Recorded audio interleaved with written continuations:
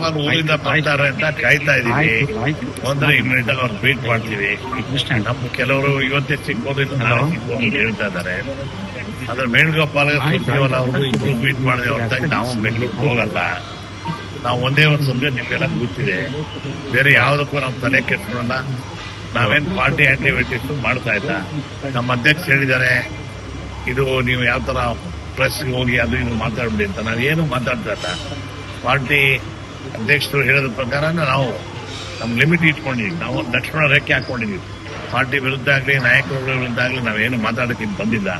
ನಾವು ಬಂದಿರೋದೇ ಒಂದೇ ಒಂದು ಪಾಯಿಂಟ್ ಅಂತಂದ್ರೆ ರೀಶಫಲ್ ಮಾಡಿ ನಮ್ಗೆಲ್ಲ ನಾವು ಸೀನಿಯರ್ ಇದ್ದೀವಿ. ಎಲ್ಲ ಈಗಿರೋ ಮಿನಿಸ್ಟರ್ 4 ಸಲ 5 ಸಲ ಆಗಿರೋ ಅವರೇ ಇದ್ದಾರೆ, ಕಂಟಿನ್ಯೂ ಆಗ್ತಾರೆ. ನಮಗೆ ಚಾನ್ಸೇ ಕೊಟ್ಟಿಲ್ಲ. ಆದ್ರೆ ನಮಗೂ ಒಂದು ಚಾನ್ಸ್ ಕೊಡಿ. ಈಗಾಗಲೇ 2 ವರ್ಷ ಕೇಳಿದ್ರಿ, 3 ವರ್ಷ ಆಗೋಯ್ತು. 3 ವರ್ಷ ಯಾಕಾಯ್ತು ಅಂತ ನಿಮ್ಗೆಲ್ಲ ಗೊತ್ತಿದೆ. ಬೇರೆ ಬೇರೆ ರಾಜ್ಯಕ್ಕೆ ಚುನಾವಣೆ ಬಂದು ನಮ್ಮ ಸ್ಟೇಟ್ ಕೂಡ 2 ಉಪಚುನಾವಣೆ ಬಂದು ಅದಕ್ಕೋಸ್ಕರ ತಡ ಆಗಿದೆ. ಈಗಾಗಲೇ 3 ವರ್ಷ ಆಯ್ತು. ಬರೀ 2 ವರ್ಷನಾದ್ರೂ ನಮ್ಗೆಲ್ಲ ಅಧಿಕಾರಕ್ಕೆ ಜೊತೆಗೆ ನಮ್ಗೆ ಅವಕಾಶ ಕೊಡಿ ಅಂತ ಕೇಳ್ತೀವಿ. Okay, thank you sir.